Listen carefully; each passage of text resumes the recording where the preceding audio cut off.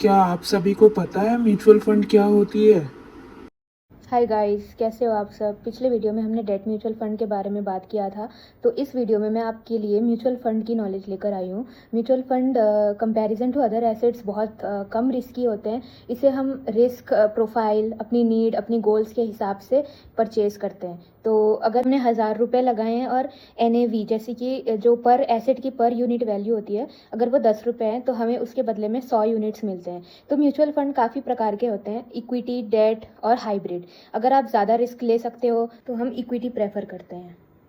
Mutual fund हम दो तरीके से कर सकते हैं। एक हम फंड मैनेजर के हेल्प से कर सकते हैं, जो कि होती है रेगुलर प्लान, और एक होती है डायरेक्ट, जिसमें हमें अगर ज़्यादा नॉलेज हो उसके बारे में तो हम अपने आप से ही कर सकते हैं। उसे हमें फिर फाइनेंशियल एडवाइजरी थ्रू नहीं जाने से भी चलता है। बट उसमें क्या होती है कि हमें एक्सपेंस जो होती है, एक्स्ट्रा जो कमीशन हमें देनी पड़ती है वो देनी नहीं पड़ती, तो उसकी वजह से हमें थोड़ी सी सेविंग हो जाती है। पर हमें डीप रिसर्च करने की ज़रूरत होती है, तो उसमें टाइम इन्वेस्ट होती है। और अगर आपको नॉलेज ना हो तो आप रेगुलर प्लान के साथ जा सकते हो। अगली वीडियो मैं मार्केट कैपिटलाइजेशन के ऊपर बनाऊंगी, जिसमें हम mid size company, large size company और स्मॉल साइज़ कंपनी के बारे में समझेंगे। तो पार्ट 2 के लिए ज़रूर फॉलो करें।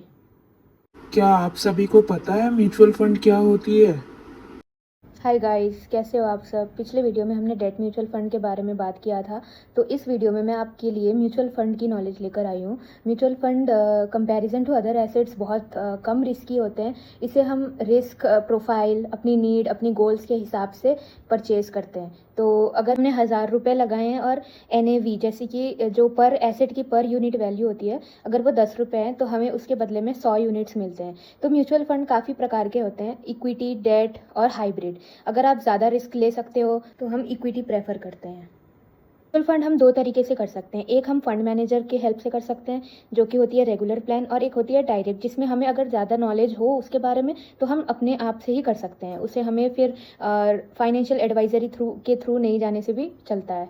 बट उसमें क्या होती है कि हमें एक्सपेंस जो होती है, एक्स्ट्रा जो कमीशन हमें देनी पड़ती है वो देनी नहीं पड़ती, तो उसकी वजह से हमें थोड़ी सी सेविंग हो जाती है। पर हमें डीप रिसर्च करने की ज़रूरत होती है, तो उसमें टाइम इन्वेस्ट होती है। और अगर आपको नॉलेज ना हो तो आप रेगुलर प्लान के साथ जा सकते हो। अगली वीडियो मैं मार्केट कैपिटलाइजेशन के ऊपर बनाऊंगी, जिसमें हम mid size company, large size company और स्मॉल साइज़ कंपनी के बारे में समझेंगे। तो पार्ट 2 के लिए ज़रूर फॉलो करें।